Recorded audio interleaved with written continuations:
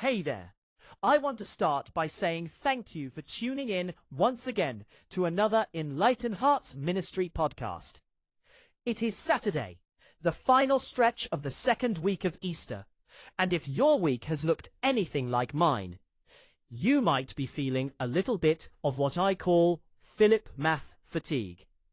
You remember Philip from earlier this week? Standing in front of 5,000 hungry people, trying to crunch the numbers, and realizing the bank account of his own effort was coming up totally empty. Maybe you're there right now, standing in your kitchen, or sitting in your car, exhausted from a long week of trying to make 5 loaves of your own limited energy feed 1,000 different demands on your heart. In today's reading from the 6th chapter of Acts, we see the early church hitting those exact same growing pains.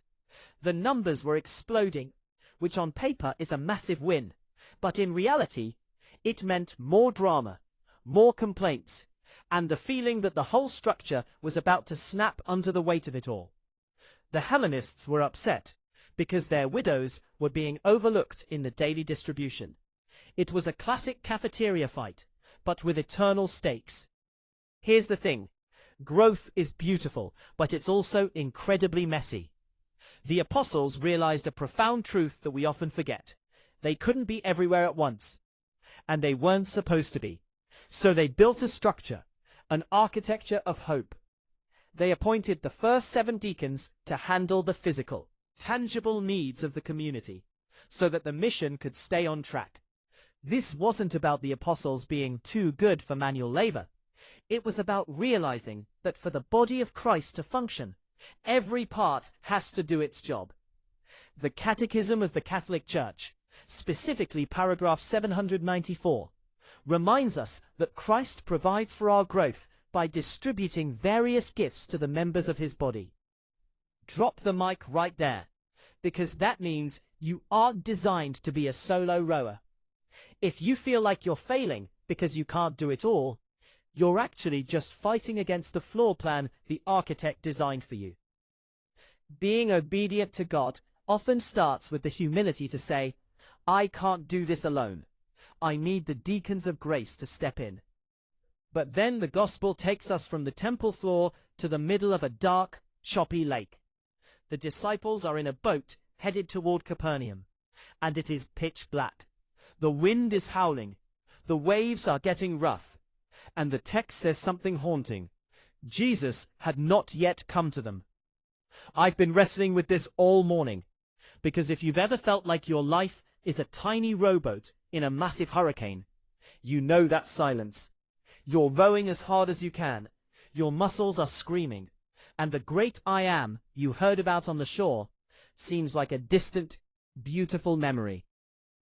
The Church Fathers, specifically St. John Chrysostom, pointed out that Jesus often lets his disciples struggle in the dark for a while, not because he's indifferent, but to test their faith and strengthen the architecture of their souls. He waits until the 4th watch, until they realize that their own strength is a total illusion. Because, let's be real, you don't realize that Jesus is your only anchor until he is literally the only thing left to grab onto. And then they see him walking on the water. Now, if I'm in that boat, I'm not shouting for joy. I'm terrified. But Jesus speaks over the gale with 3 words that reset the universe. It is I. In the original Greek, that's ego Eimi, I am. It's the same I am that spoke to Moses from the burning bush. The same I am that we've been tracking since the beginning of Lent. He's telling them, the architect of the universe isn't just watching you from the safety of the beach. I am right here, standing on the very thing that is trying to sink you.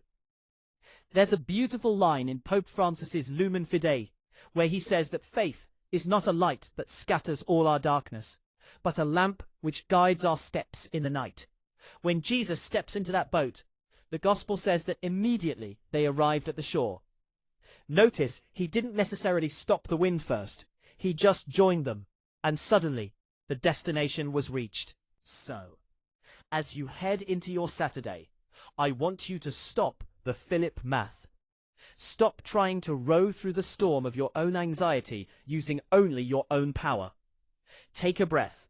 Look out over the waves and listen for that voice through the wind. The great I Am isn't worried about the dark, and he isn't worried about the storm. He's just coming to be with you, and once he's in the boat, you're already home.